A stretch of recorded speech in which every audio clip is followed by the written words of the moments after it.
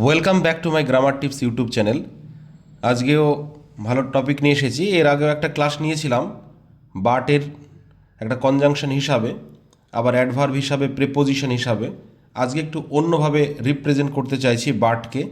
দেখো আমরা এক্সাম্পলে দেখি, this T shirt is small in size but I like it. T শার্টটা ছোট, তবুও কিন্তু আমি পছন্দ করি। অর্থাৎ দুটি আইডিয়ার সঙ্গে, দুটি বাক্যের সঙ্গে একটা কি আছে, মিল নেই। কিন্তু দুটো আইডিয়াই কিন্তু পৃথক। তো দুটি আইডিয়া যখন পৃথক হয় তাকে কন্ট্রাস্ট বলা হয়।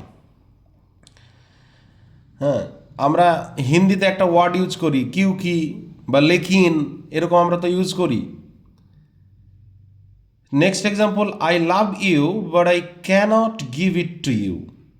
হ্যাঁ, যদিও ভালোবাসি কিন্তু আমি এটা দিতে পারবো না।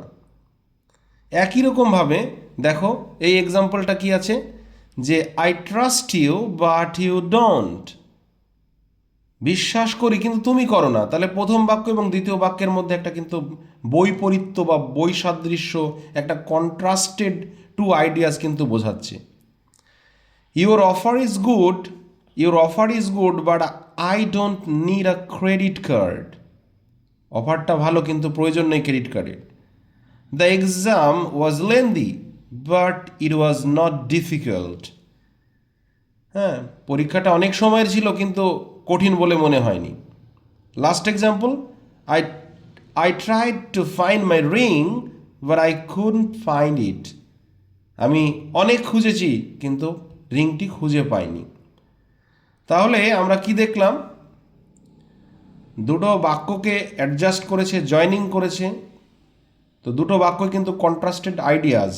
আমরা বাট তখনই ব্যবহার করব যখন দুটো আইডিয়ার মধ্যে পার্থক্য থাকবে, কন্ট্রাস্টেড আইডিয়াস থাকবে।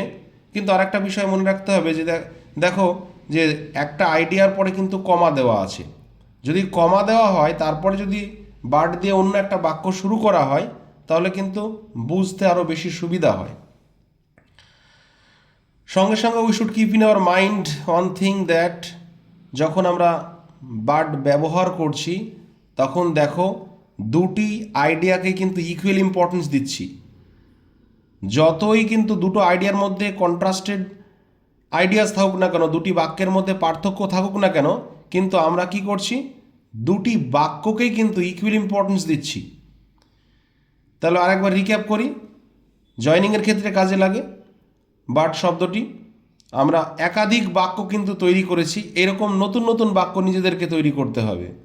স্ক্রিনশট করে নিয়ে বা খাতায় লিখে নেওয়ার পরে যখনই দুটো আইডিয়ার মধ্যে পার্থক্য বোঝাবে, তখনই কিন্তু আমরা দুটো বাক্যকে জয়নিং করতে বাট ব্যবহার করব। The T shirt is small in size but I like ইট। তাহলে আশা করি ভিডিওটি বোঝা গিয়েছে। ভিডিওটি কেমন লাগলো অবশ্যই কমেন্ট বক্সে জানাবে। লাইক, কমেন্ট, সাবস্ক্রাইব করবে এরকম ভালো ভালো ভিডিও পাওয়ার জন্য। ধন্যবাদ সকলকে।